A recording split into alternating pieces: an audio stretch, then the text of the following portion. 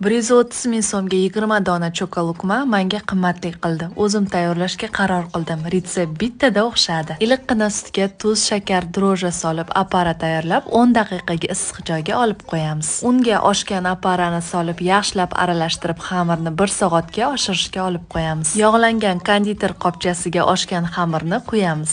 Oliy sifatli, umuman hidsiz milter o'simlik yog'larida chokolukmalarni birin-ketin shu tartibda qovuramiz. Pishgan chokolukmalarni qog'oz salfetkalar ustiga solamiz. Retseptga yangilik kiritgan holda milter 82,5 damashniy saryog'i hamda mazali quyultirilgan sutlaridan krem tayyorlab, bo'g'irsoqlarni yarmini kremga aralashtirdim, juda ham mazali chiqdi. Bo'g'irsoqning yarmiga esa sirop aralashtirib, korobkalarga shu tarzda joylashtirdim. Ustiga qolgan krem hamda shokoladni eritib, chiroyli qilib bezak berdim. Sahifamni kuzatishda davom eting. Hali oldinda sizni bundan ham zo'r retseptlar kutmoqda.